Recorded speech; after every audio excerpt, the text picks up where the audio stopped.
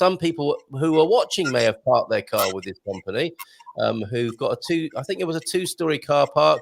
And then last weekend, I think it was, a huge fire was seen, resulting in this, where one of the floors of the car park, and you can see the luminosity of the bomberos there after they've tackled that blaze. That is a car parking company who take your car like a car jockey or a sort of concierge service and park it up for you when you fly from the airport. And 200 or so cars have been destroyed in a blaze there. The immediate, for all those people who are haters when it comes to electric vehicles, were saying, oh, yeah, obviously an electric vehicle. What actually happened there, Nuno? And there's a little bit of a backstory to this, which is not a brilliant, which is a little bit awkward, I think. Yeah, so first, it seems that the local, it's a not legalized cars storage. Seriously? That has been sued 5 times on the last 10 years. No. Yes. So if you look to the first photo, yeah, the cars, they are allowed together. How you can't put that blaze out, can you? Yes.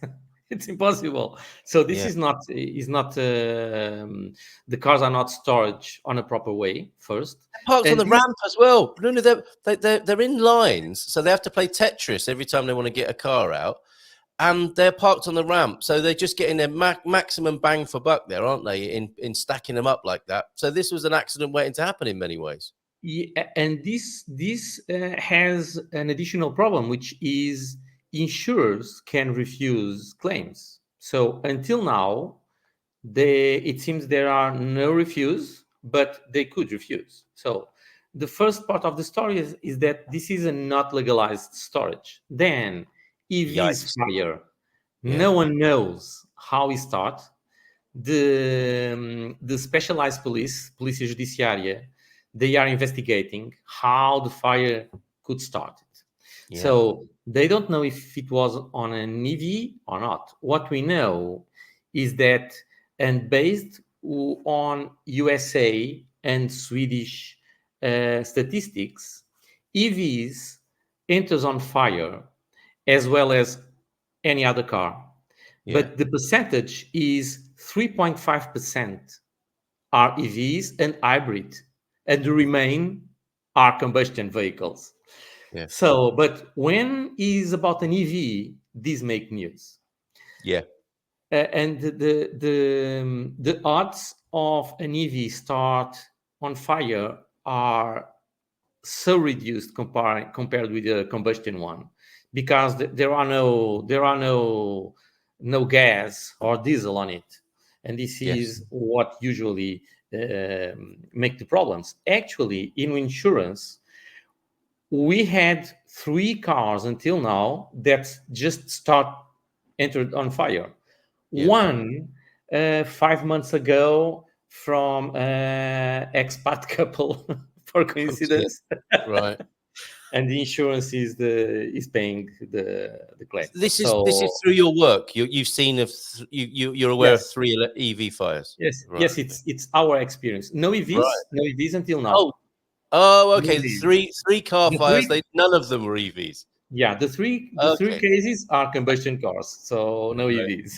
Okay, because I guess the statistics need to be per capita, if you like, don't they? So given, I mean, the EV population is much smaller than the ICE population, isn't it? But even with that factored in, it's more likely, is it, that an internal combustion engine would catch fire? It is, but what the numbers are saying is that EVs that enter into fire, they are keeping the numbers. So the numbers are not growing with the growing of the number of EVs. Yes. You know? Okay. There you go. Combustion powered vehicles 29 times more likely to catch fire. So back to Lisbon then, and the airport parking, which seems like such a good idea. You know, you meet them somewhere, they take your car and they park it up in their car park here. Now, I heard a figure of 200 vehicles were destroyed in that. Let's say they're worth 20 grand each. That's 4 million euros worth of cars that have been destroyed. That's a personal tragedy for each person who has one of those 200 cars.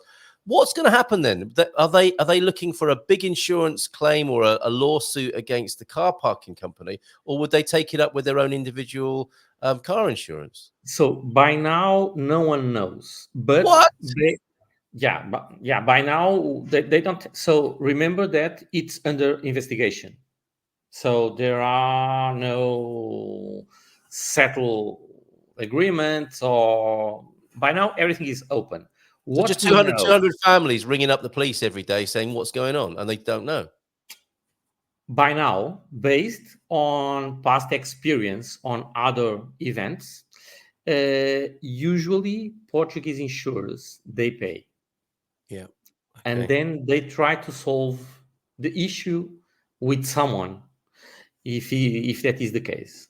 Yeah. Also because these bring to the insurers, well, they had bad name enough, so they want to to make it better.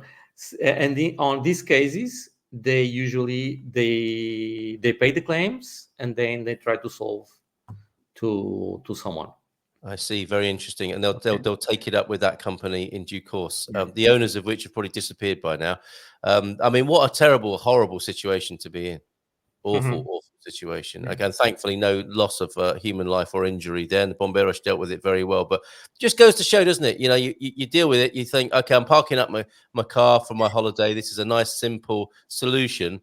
And that's what can happen. Things can go wrong, and you need to do your own sort of checks, don't you, to make sure your car is being parked in a safe and suitable place.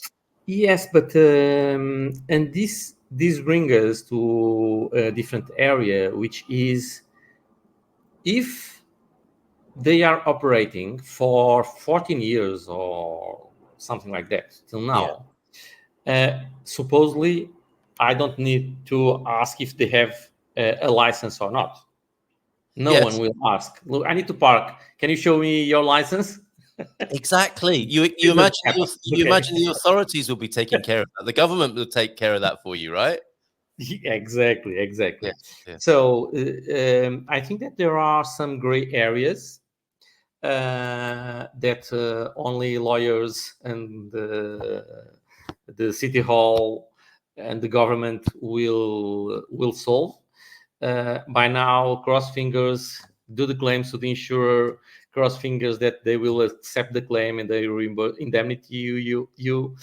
Uh, Well, it's by now okay. it's everything that we All can right. say. I've got a God Squad tip of the day. I've got the lovely footage from up in the north of Portugal. Want to show those that have been very kindly sent in on 913-590-303. You've got things to do today, Nuno. But before you go, tell us a little bit about fire insurance then here in Portugal. There's a specific question here, but generally speaking, in a country where there are wildfires, is it difficult to get insured for fire? And what sort of checks do people need to do on their own policies or when buying a policy? Okay, so it depends. Of course.